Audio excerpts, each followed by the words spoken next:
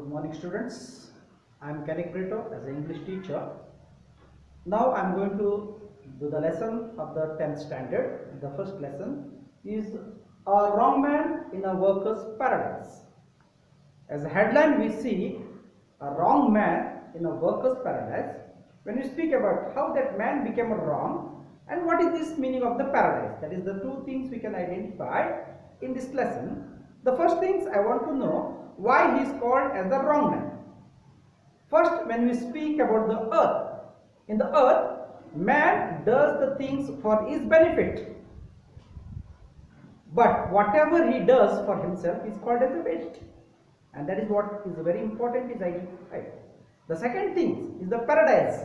What is that paradise? Paradise is the word itself says that is the heavenly abode, heavenly place, where only the angels and those who have gone from this world to the other world are staying there. And what is the identification of the paradise? In paradise, there is no body in the paradise working without any meaning. So there is a continuous work as done in the heaven. So the man of the angel of the Lord would say, for us 24 hours is not enough. Grant us some more hours so that I can work. It means identify. There is no sleep in the paradise. And that is what very important. And here in this lesson, the Rabindranath Tagore wrote this lesson is incited with this idea and write this wrong man in workers' paradise. Before going to the lesson, I would like to identify and to know about the writer Rabindranath Tagore. He was born on the 7th May 1861 in Kolkata and he died on 7th August 1941. He got Nobel Prize in literature. He was not only the poet, he also wrote a lot of literatures. He has written a lot of stories, a lot of scripture he has done. That is he got from the Nobel Prize in the 1913. And in the house, he was not called as the Rabindranath Tagore, but he was called as a pet name as called the Bhanu Singh Thakur. And he wrote a famous book which we know is the Gitanjali. So that we also know him as our author of national anthem is the Jana Gana Mana, where we sing every day and honor our nation. This was taken by his writing, and there is a poem which he had written, Jana Gana Mana, is became today is our national anthem. So that I would like to go through the details of the lesson by paragraph. This lesson consists of 47 chapters. Okay, let us see the one by one of this chapter. A wrong man in workers' paradise, written by Rabindranath Tagore. The first chapter in this lesson, the man had a belief in a utility. This is a very new word here. A utility. What is that? A state of a useful work as done in the life of a man. Because man always believes in doing something that is useful to us, to him, to the other. Because even the man, he works for the others. Even for himself, he says, you take a family, for whom he works. He works for his children, he works for a wife, he is for his relatives, and that is what is the man who had believed in the utility, the work of a use for something for himself and for the others. But here, in this whole lesson, a wrong man in the workers' paradise, this man, second para speaks about, indulged in the mad whims, and that is what called today as our new youths. We can see how these youths indulge in the waste of time, wasting time and doing nothing. And exactly this man was found like this. But this man wasted his time for what? And here in this lesson, two things are very, very important to identify where he was wasting his time. He was wasting his time in his own idea, that is the whims, that is the painting and the sculpture. What is the sculpture? This is a new word to you. And the sculpture is nothing but art of a craving something on some other things. That is called the carving work, is also called the sculpture. And when the people see all this, because the people are always working and doing something, and when the people they see him, they laugh at him. Simply is wasting his time. Sometimes it happens in us. As we take a book and sit there, but we waste our time. doing nothing. And exactly this is something is going on here. But some boys seldom play their works and pass their test, and that is very important to see. The some people are so seriously doing their work and passing their time and doing the good things. And what happens? By doing the good things, doing the right one in the right time, we pass our test. That is our life. So life is also a kind of a test, because we have to give an account of our life to what we have done. And so that in the fourth line we understand, in the fourth chapter, we understand what is this angels are seeking for from his. But what happens? Let me go to the third chapter. The earthly life is useless work, earth life in the useless work. And this man was identified doing nothing but doing only work of a painting, sitting there taking his brush and going on putting the strokes on the few things and makes his one of his own, whatever comes his idea. When he looks at the nature, just he takes the brush and just putting the some stroke. In the beginning, you see if the artist, if somebody is here, they know what is the value of that art. But for the people, it looks useless, but for him it is useful. And the second thing is unfortunately he dies.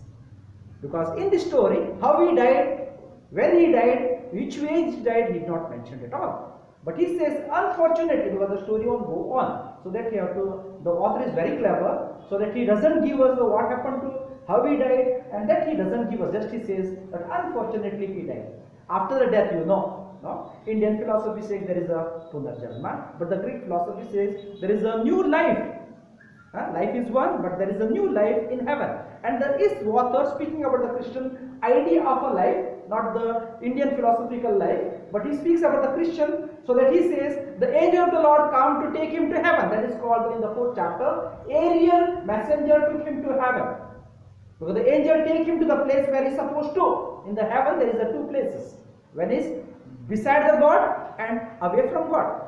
And everybody has that world. And this is the very clear. And he says, where he had taken? Had taken to the workers' paradise. When you go to the heaven, everybody have to work for a 24/7. There is no sleep, because you have enough sleep in this world, so that you are taken to the heaven where there is no sleep. Let us go to the next chapter. Now let me go to the fifth chapter. In paradise find everything, no leisure. It means there is no free time at all. So that I have told you in the third chapter, there was the angel of the Lord, the man was asking, give us the more than a 24/7, so that we can work all out, because there is nobody is ready to take a rest, neither waste his time in paradise. That is what he speaks about in the fifth chapter. But in the sixth chapter, man says, God, we haven't a moment to spare. After me coming here in this workers' paradise, I have no time to spare myself. That's nothing for me. I am doing everything for the others. Give me a spare some time, so that I can relax, I can take a longer breath. But he says, no, all exclaim, the angel of the Lord, those who are working there, they exclaim, time is precious. We cannot waste our time. We don't know when our time is finishing, so that we have to go on working, he says.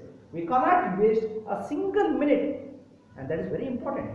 In our life, sometimes we think that, no, tomorrow we can do, but the tomorrow never comes. That is the problem. The today's things we have to do today. And this lesson speaks out very clearly that we cannot waste our time, not even a single minute, or doing nothing.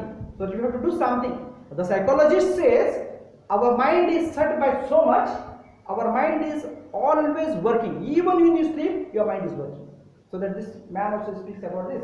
Now let us go to the seventh chapter. Here comes as a newcomer in this workers' paradise, that is the lad, a new boy. He spent his life on the earthly life as a laziness.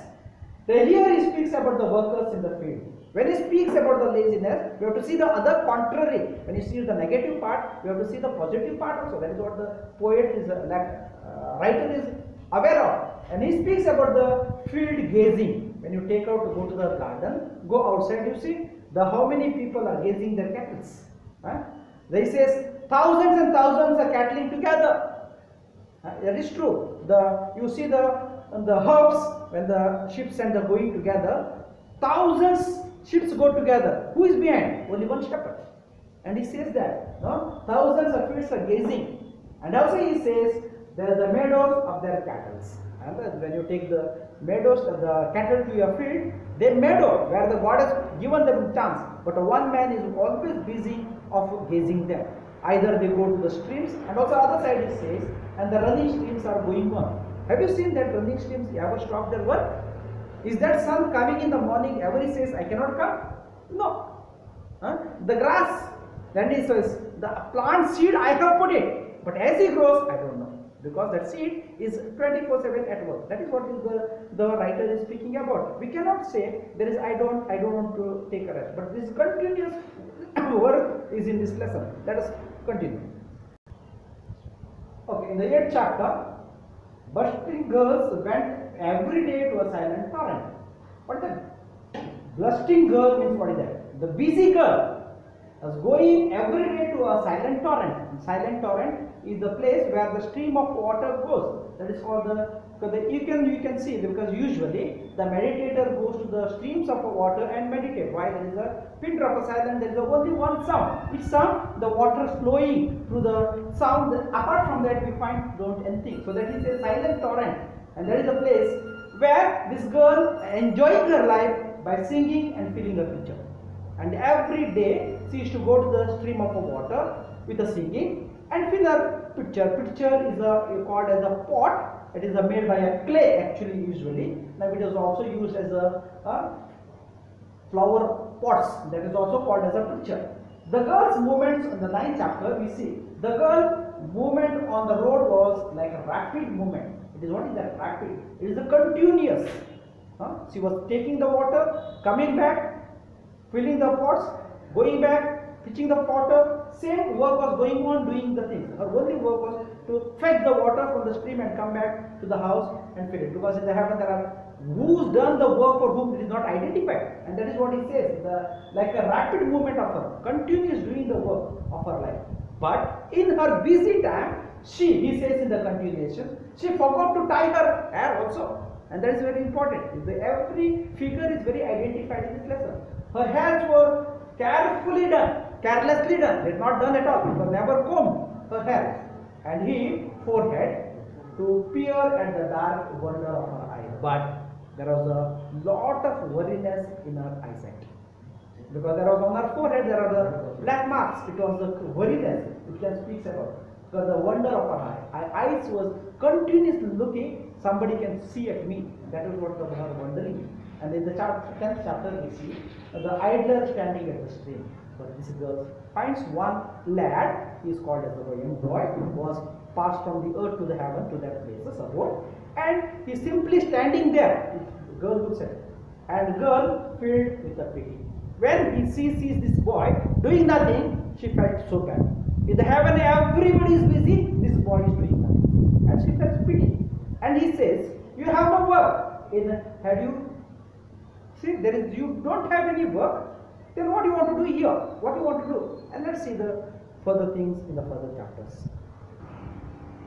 In the 12th chapter, now here comes the dialogue between the girl and the boy. You have seen in the 11th chapter, near the stream, the boy was standing and idling himself, and this girl was pitied by looking at their actions. And the girl asked. Girl did not understand what he was doing, so that she asked her, "I spare some work for you. You don't have any work? I will give you a work." And she asked, and the boy says, "I was waiting for this moment." Why? Because of that only I am waiting. I don't know. After coming into the workers' paradise, I don't know what to do, because I have only work to do which I know. Here everything is different, so that I was waiting for this moment to do some work. And he asked girls, "What work do you like to do?" And she was also worried what to tell him, what to give him, how to make him to keep myself as I am busy, to him also to busy. She also not knowing. And the boss asked, "No, can you give me your picture?" And she asked her, "Can you give me your pot which you have carried the water?" When he asked, "Give me a picture," and she got surprised and she was confused what to do.